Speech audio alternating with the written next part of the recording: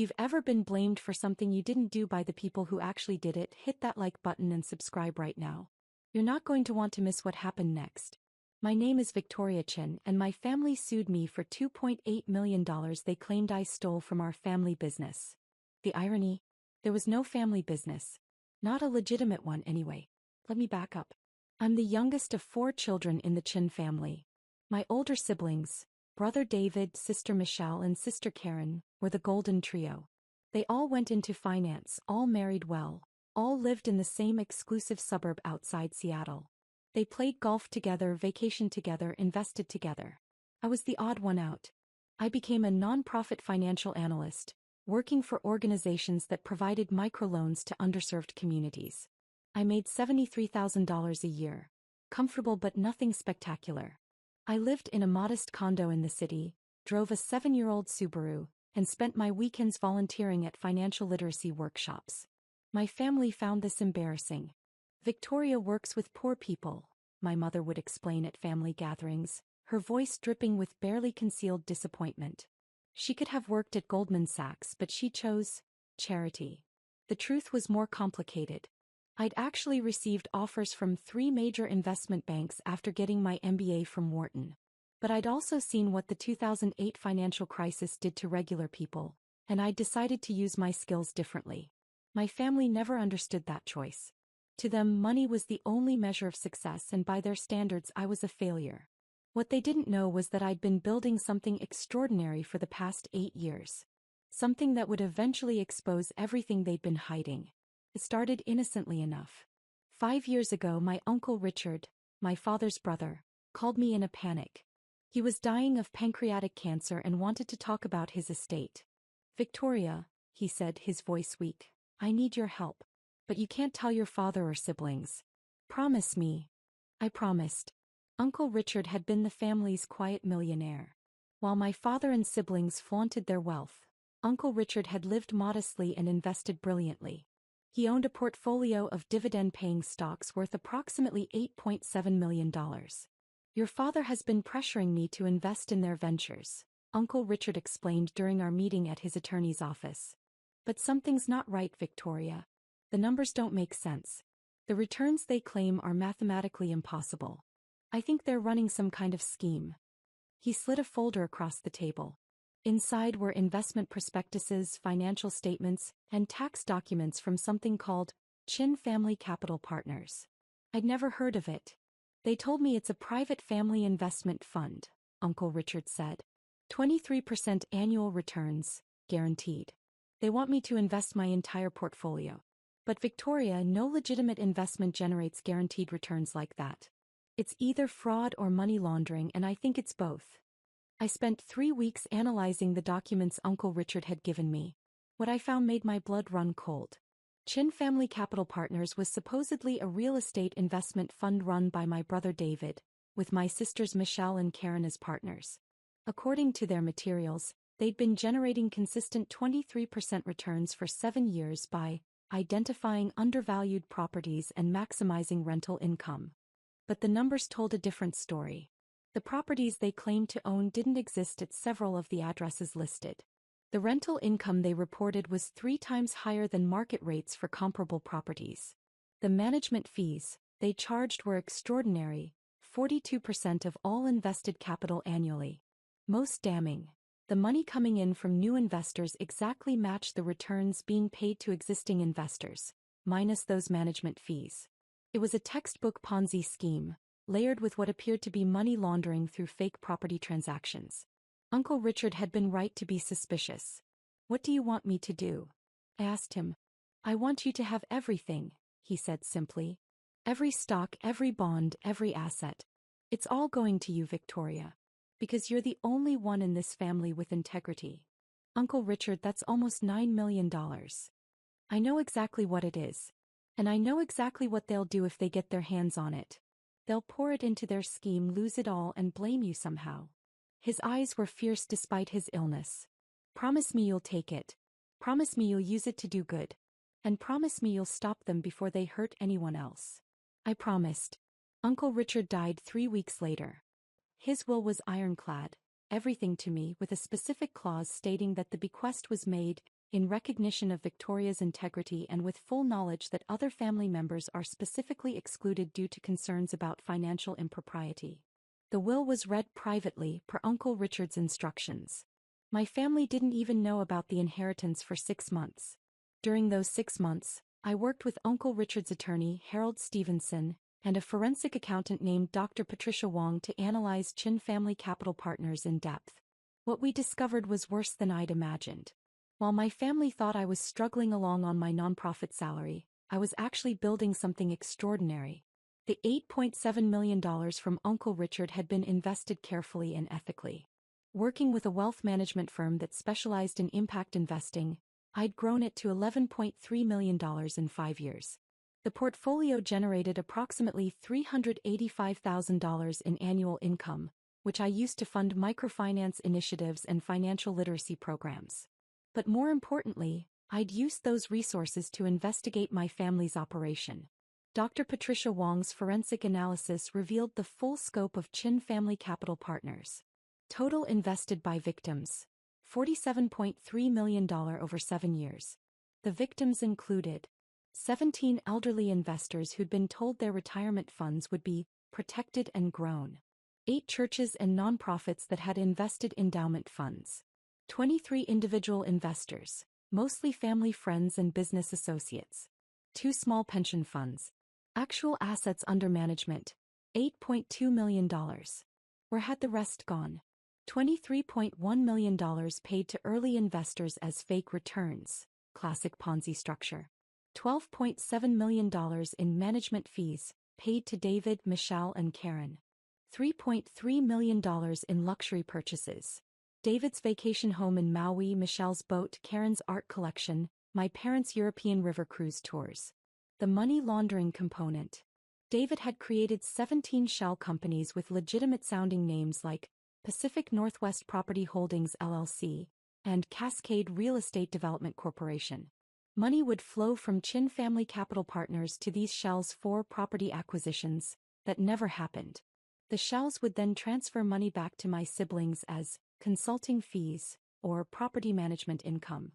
This structure allowed them to report legitimate-looking business income on tax returns, hide the Ponzi scheme structure, launder money from unknown sources we suspected but couldn't prove connections to organized crime, criminal exposure, wire fraud, federal crime 20 years maximum, securities fraud, federal crime 20 years maximum, money laundering, federal crime 20 years maximum, tax evasion, federal crime 5 years maximum, elder abuse, state crime 4 years maximum.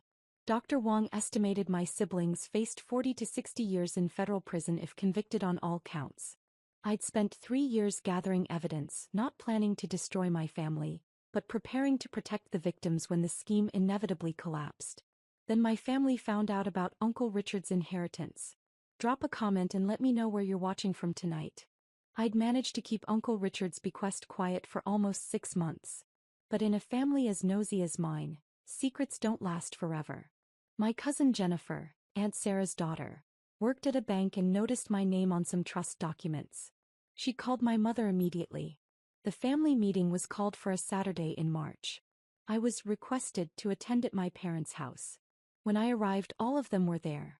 My parents Robert and Linda, siblings David, Michelle, and Karen with their spouses, and Aunt Sarah.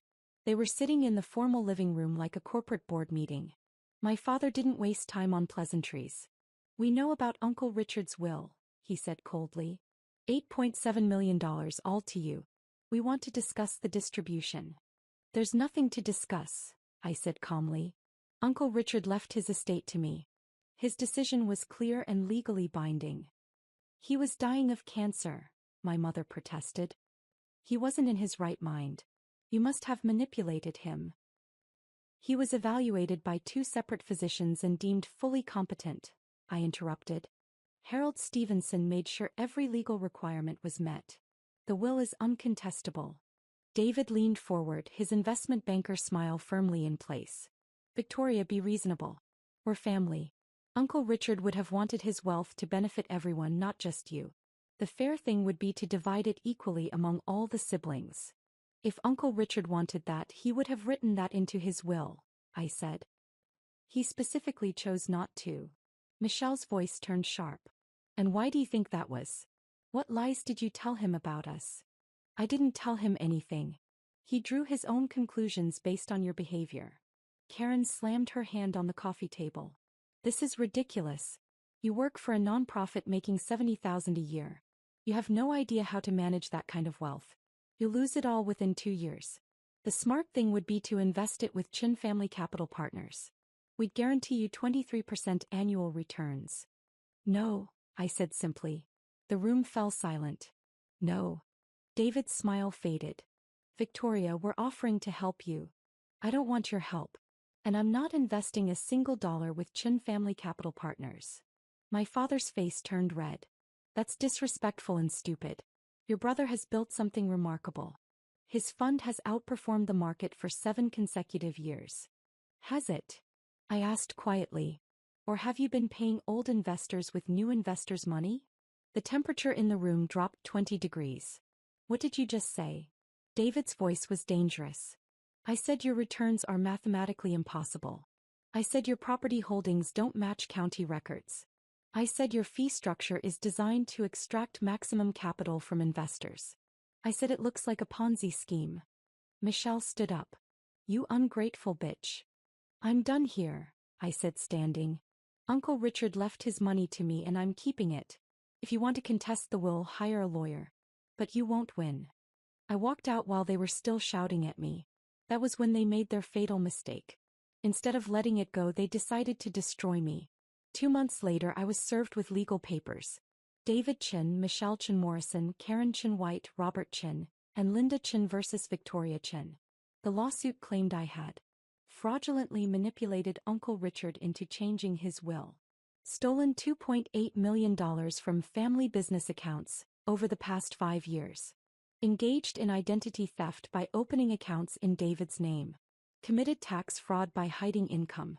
The damages they sought: $2.8 million in stolen funds, plus $5 million in punitive damages, plus Uncle Richard's entire $8.7 million inheritance. Total, $16.5 million. The evidence they planned to present included bank statements showing transfers from Chin Family Capital Partners to accounts in my name. Emails allegedly from me requesting access to family business accounts. Tax documents showing I'd hidden income.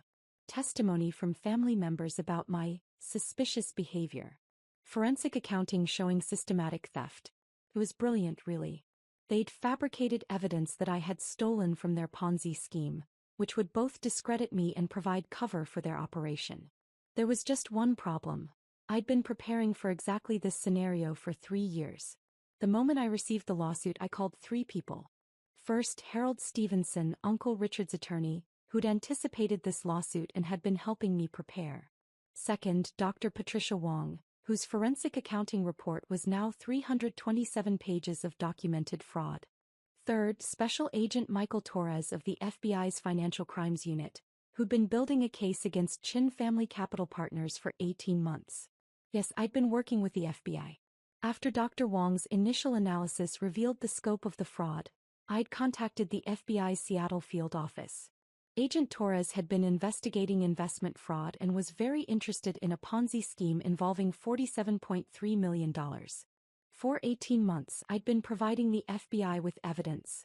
Complete financial records from Chin Family Capital Partners. Shell company formation documents. Wire transfer records. Emails between my siblings discussing the scheme. Recordings of investor meetings where they made fraudulent promises. Testimony from Uncle Richard, recorded before his death. The FBI had been building a RICO case, Racketeer Influenced and Corrupt Organizations Act. This wasn't just fraud, it was organized criminal enterprise. But they'd been waiting for the right moment to move. My family's lawsuit provided that moment. See, the evidence they planned to present in civil court would document their own criminal activity. The bank statements showing transfers to accounts in my name? Those accounts didn't exist. They'd fabricated the statements. The emails from me? Forgeries which we could prove through digital forensics. The tax documents? More fabrications. Every piece of evidence they'd created to frame me was actually a new federal crime. Obstruction of justice, perjury, falsifying documents, fraud upon the court. Agent Torres was delighted. Let them present their evidence in court, he said. Let them commit perjury under oath. Let them document their own crimes. Then we'll arrest them in the courtroom. So I prepared differently than they expected. While they were creating fake evidence, I was working with 3 separate forensic document examiners to prove their evidence was fabricated. Compiling complete transaction histories showing I'd never touched their accounts. Gathering testimony from the 17 elderly victims they'd defrauded. Organizing the FBI's evidence into a presentation for the judge. Coordinating with federal prosecutors on the timing of arrests. My lawyer, Elizabeth Park, was a former federal prosecutor who specialized in white-collar crime. She'd taken my case pro bono after reviewing Dr. Wong's report. This is the most clear-cut fraud case I've seen in 15 years, Elizabeth said. Your family isn't just going to lose this lawsuit. They're going to prison. The trial was scheduled for September 15th. I was ready. Hit that subscribe button if you've ever been falsely accused by people who were guilty themselves, because what happened next was justice.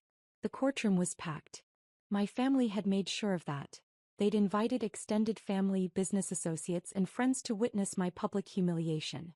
My parents sat in the front row of the gallery, looking grim and righteous. Aunt Sarah sat beside them, already dabbing her eyes with a tissue. Various cousins, family friends, and business associates filled the remaining seats.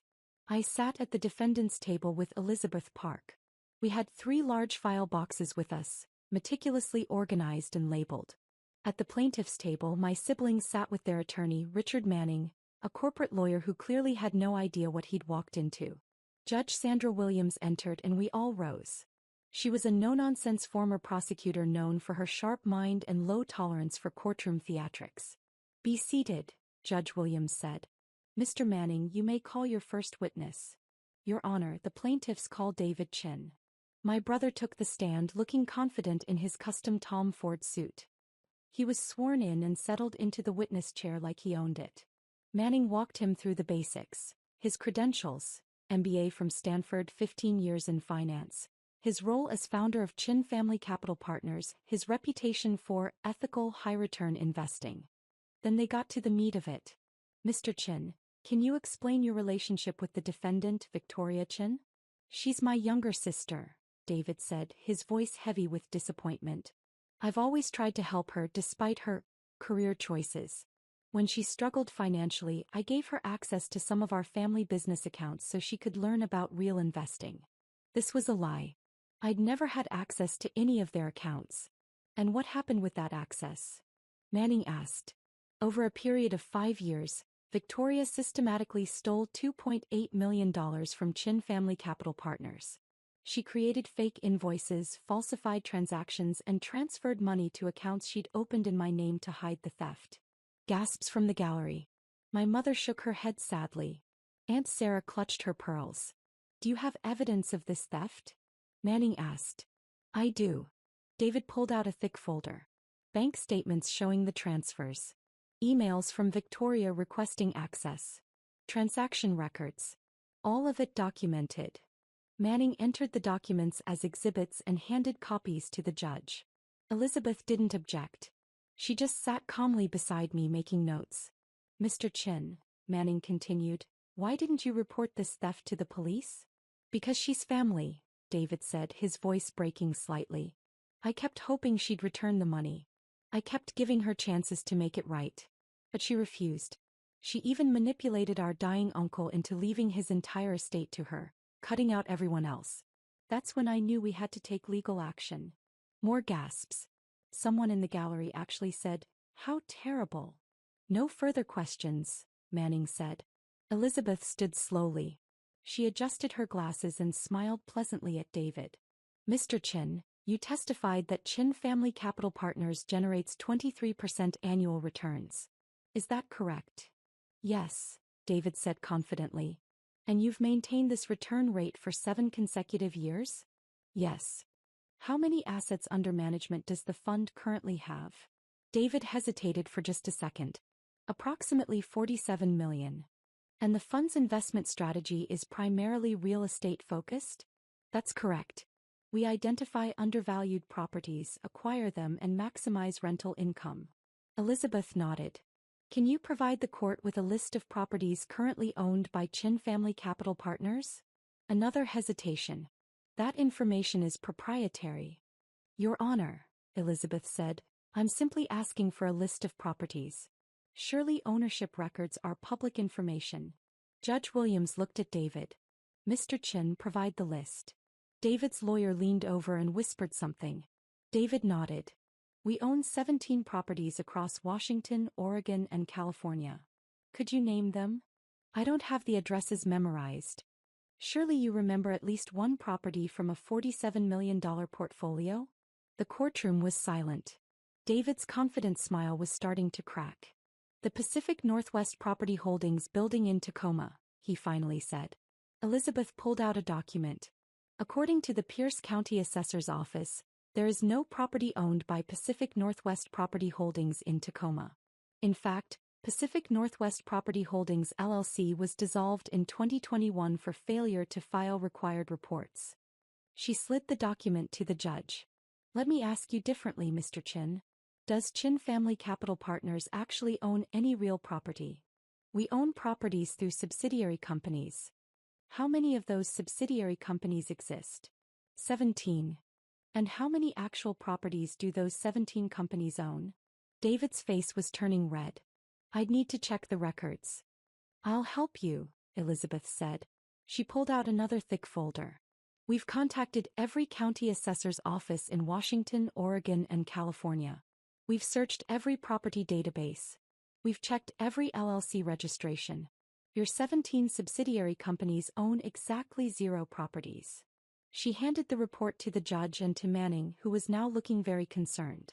So if Chin Family Capital Partners doesn't own any real estate, where does the money come from? Elizabeth asked. From investor capital and returns. Returns from what, if there are no properties generating rental income? David's mouth opened and closed. His attorney was frantically whispering to him. Mr. Chin, isn't it true that Chin Family Capital Partners is actually a Ponzi scheme? That you pay early investors with money from new investors? That the 23% returns are mathematically impossible because there are no actual investments generating income? That's a lie. David shouted. We have legitimate investments. Then why do the payments to investors exactly match the deposits from new investors, minus your 42% management fee? Elizabeth pulled out banking records, the real ones obtained through FBI subpoena. These records show that in 2022, you received $8.3 million from new investors.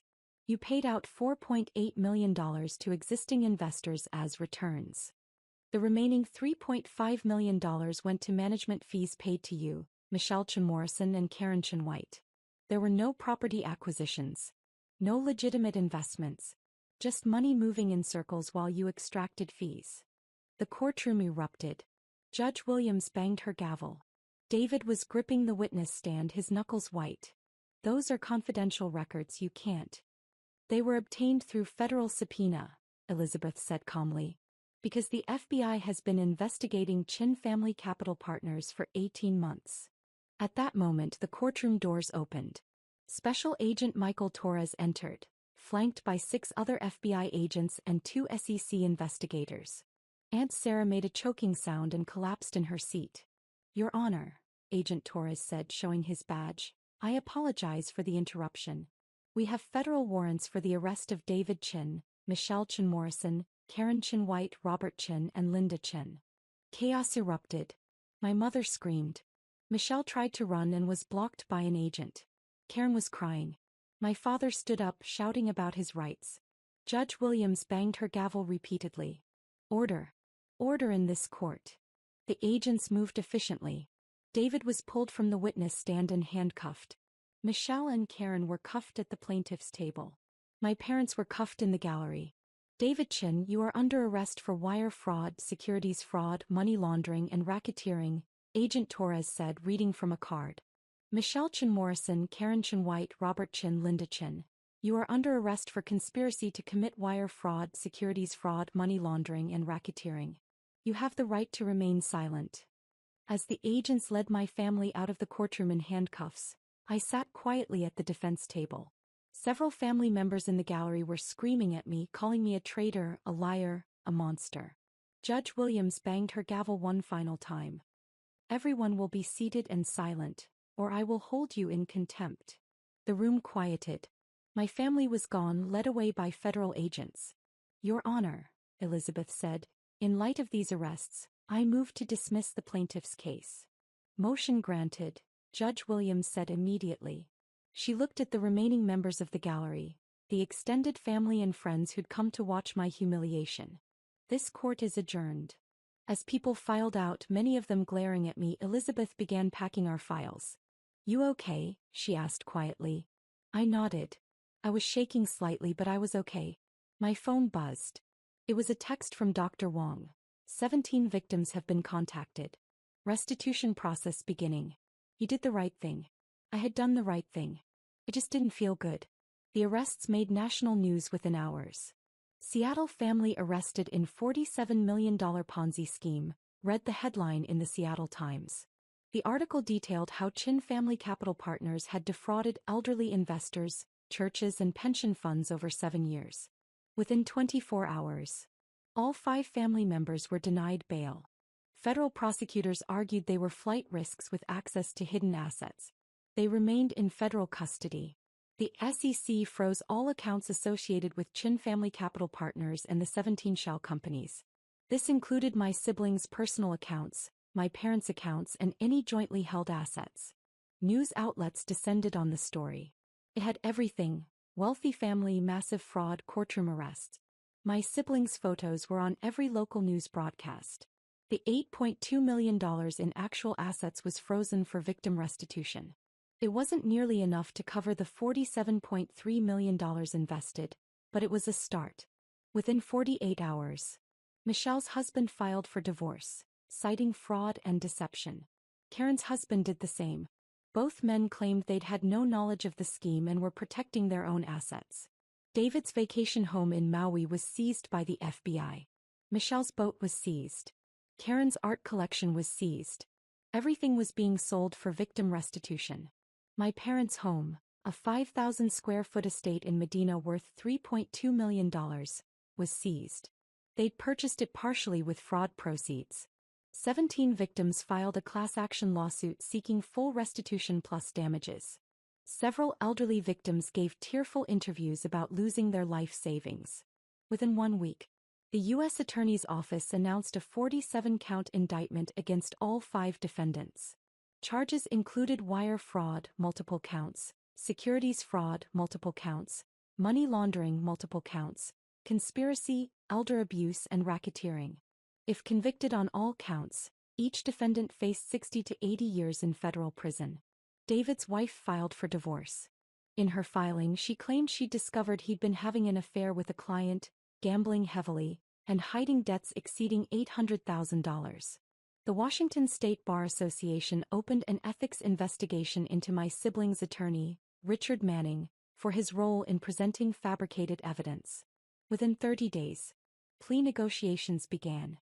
Federal prosecutors offered deals: plead guilty to fraud and conspiracy, cooperate fully, serve 15 to 20 years with possibility of parole. My siblings refused. They still believed they could win at trial, that they could claim Victoria had fabricated everything, that a jury would believe them over the FBI. My parents took the deal. They pled guilty and agreed to testify against their children. They were sentenced to 8 years each in federal prison. The forensic document examiners confirmed that every piece of evidence my family had presented in their lawsuit against me was fabricated. The emails were forged. The bank statements were fake. The tax documents were falsified. Manning withdrew from the case, claiming his clients had lied to him. He cooperated with authorities to avoid disbarment and prosecution. 3 months later, the trial began. It lasted 6 weeks. I attended every day, sitting in the gallery while prosecutors presented the evidence I'd helped gather. The elderly victims testified. One woman, 79-year-old Margaret Flores, cried as she described losing her $340,000 retirement fund. A church pastor explained how they'd invested their $580,000 building fund and lost everything. Dr. Wong testified for 3 days, walking the jury through every fraudulent transaction, every fake property, every dollar that had been stolen and laundered. My parents testified against their children, describing years of fraud, lies, and manipulation. The jury deliberated for 7 hours. Guilty on all counts. 6 months later. Sentencing day arrived. David Chin, 25 years in federal prison, full restitution ordered. Michelle Chin Morrison, 22 years in federal prison, full restitution ordered. Karen Chin White, 20 years in federal prison, full restitution ordered. They were all in their mid-40s. They'd be in their late 60s or early 70s before they were released. My parents, already sentenced, were in separate federal facilities serving their 8-year terms. The extended family that had packed the courtroom to watch my humiliation? They stopped speaking to me. I was a traitor who'd sent my own family to prison. I didn't care. While my family's world burned, I focused on what mattered. The victims. The asset recovery process took 18 months. Between seized accounts, sold properties, and clawback lawsuits against people who'd received fraudulent returns, we recovered approximately $31.4 million of the $47.3 million invested. It wasn't full restitution, but it was substantial. Many victims recovered 60 to 70% of their investments. For the elderly victims who'd lost the most, I did something else. I used $2.3 million from Uncle Richard's inheritance to create a victim assistance fund. It wasn't restitution. Legally, I had no obligation to these people. But morally, I felt responsible. If I'd gone to the FBI earlier, maybe fewer people would have been hurt. Margaret Flores, the 79-year-old who'd testified, received $85,000 from the fund, enough to close the gap in her retirement savings. The church that lost their building fund received $180,000. 15 other victims received payments ranging from $30,000 to $150,000. I also continued growing Uncle Richard's portfolio ethically. Working with my impact investment advisors, I'd grown it to $13.8 million. The annual income, now approximately $470,000, funded microfinance initiatives and financial literacy programs. We launched a program specifically teaching people how to recognize investment fraud. We used Chin Family Capital Partners as a case study. What the red flags were, how the scheme worked, why the returns were impossible. If even one person avoided fraud because of that program, Uncle Richard's legacy would have done what he'd hoped: stopped people from being hurt. My nonprofit work flourished. I was promoted to Director of Financial Education, with a salary of $124,000. I gave speeches at conferences about fraud prevention. I wrote articles about ethical investing. I built a career I was proud of. And I built a chosen family. My mentor, Dr. Wong, became like an aunt to me. Harold Stevenson, Uncle Richard's attorney, treated me like a daughter. I made friends in the victim advocacy community, the nonprofit sector, the ethical investing world. These were people who valued integrity over wealth, who measured success by impact rather than income, who understood that doing the right thing sometimes meant making hard choices. I also met someone, a legal aid attorney named Marcus, who'd been helping some of the fraud victims with their restitution claims. We bonded over our shared commitment to justice. We got married 2 years after the trial in a small ceremony with 50 guests. Not one member of my biological family was invited. 3 years after the arrests, I received a letter from David in federal prison. It was 8 pages of rage, blame, and bitterness. He claimed I'd destroyed the family, that I'd been jealous of their success, that I was a traitor who chose strangers over blood. He demanded I use Uncle Richard's inheritance to hire appeals attorneys for him and our sisters. He said if I had any decency, any family loyalty, I'd help them. I burned the letter without finishing it. 6 months later, Michelle wrote. Her letter was different, apologetic, reflective. She claimed prison had given her time to think, to realize what they'd done was wrong, to understand the harm they'd caused. She asked for forgiveness. Not for money or help with appeals, but just forgiveness. I thought about it for a long time. I discussed it with my therapist, with Marcus, with Dr. Wong. Then I wrote back, I accept your apology. I hope you use your remaining time in prison to become someone who would deserve forgiveness. But I don't want a relationship with you. What you did wasn't just fraud. It was a betrayal of every value that matters to me. I hope you find peace, but you'll find it without me. My mother wrote from prison too, multiple times. Her letters alternated between self-pity and rage. Some days I was her ungrateful daughter who'd betrayed the family. Other days I was her only hope, the one who could fix everything. I never responded. If you've ever had to choose between family loyalty and doing what's right, tell me your story in the comments. What would you have done in my situation? Does any of this feel familiar? Because if you've been there, if you've ever discovered that the people who were supposed to love you unconditionally were actually willing to destroy you to protect themselves, I want you to know something important. You're not the villain for refusing to be complicit.